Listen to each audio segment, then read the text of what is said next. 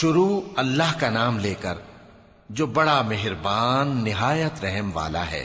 ان فرشتوں کی قسم جو ڈوب کر کافروں کی جان کھینچ لیتے ہیں، اور ان کی جو مومنوں کی جان آسانی سے نکالتے ہیں، اور ان کی جو تیرتے ہوئے جاتے ہیں پھر لپک کر آگے بڑھتے ہیں۔ پھر دنیا کے کاموں کا انتظام کرتے ہیں کہ وہ دن آ کر رہے گا جس دن وہ زلزلہ آئے گا، پھر اس کے پیچھے اور زلزلہ آئے گا۔ اس دن لوگوں کے دل خوف زدہ ہوں گے اور آنکھیں جھکی ہوئی۔ کافر کہتے ہیں کیا ہم الٹے پاؤں پھر لوٹیں گے؟ بھلا جب ہم کھوکھلی ہڈیاں ہو جائیں گے تو پھر زندہ کیے جائیں گے؟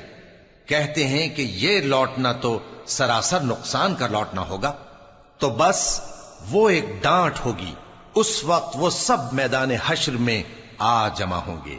بھلا تم کو موسیٰ کی حکایت پہنچی ہے جب ان کے پروردگار نے ان کو پاک میدان یعنی طویٰ میں پکارا اور حکم دیا کہ فرعون کے پاس جاؤ کہ وہ سرکش ہو رہا ہے، پھر اس سے کہو کہ کیا تو چاہتا ہے کہ پاک ہو جائے اور میں تجھے تیرے پروردگار کا رستہ بتاؤں تاکہ تجھ کو خوف پیدا ہو؟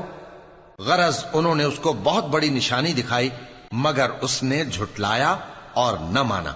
پھر لوٹ گیا اور تدبیریں کرنے لگا، سو اس نے لوگوں کو اکٹھا کیا، پھر بلند آواز سے بولا، سو کہنے لگا کہ تمہارا سب سے بڑا مالک میں ہوں۔ تو اللہ نے اس کو دنیا اور آخرت دونوں کے عذاب میں پکڑ لیا۔ جو شخص اللہ سے ڈر رکھتا ہے اس کے لیے اس قصے میں عبرت ہے۔ بھلا تمہارا بنانا مشکل ہے یا آسمان کا؟ اللہ نے اس کو بنایا، اس کی چھت کو اونچا کیا، پھر اسے برابر کر دیا، اور اسی نے رات تاریک بنائی اور دن کو دھوپ نکالی، اور اس کے بعد زمین کو پھیلا دیا۔ اسی نے زمین میں سے اس کا پانی نکالا اور چارہ اگایا اور اس پر پہاڑوں کا بوجھ رکھ دیا۔ یہ سب کچھ تمہارے اور تمہارے مویشیوں کے فائدے کے لیے کیا۔ پھر جب وہ بہت بڑی آفت آئے گی اس دن انسان جو محنت وہ کرتا رہا یاد کرے گا، اور دوزخ دیکھنے والے کے سامنے لا کر رکھ دی جائے گی۔ اب جس نے سرکشی کی اور دنیا کی زندگی کو مقدم رکھا تو اس کا ٹھکانہ دوزخ ہی ہے۔ اور جو اپنے پروردگار کے سامنے کھڑے ہونے سے ڈرتا اور نفس کو بیجا خواہشوں سے روکتا رہا تو اس کا ٹھکانہ بہشت ہی ہے۔ اے پیغمبر صلی اللہ علیہ وآلہ وسلم، لوگ تم سے قیامت کے بارے میں پوچھتے ہیں کہ اس کی آمد کب ہے، سو تم اس کے ذکر کی طرف سے کس فکر میں ہو؟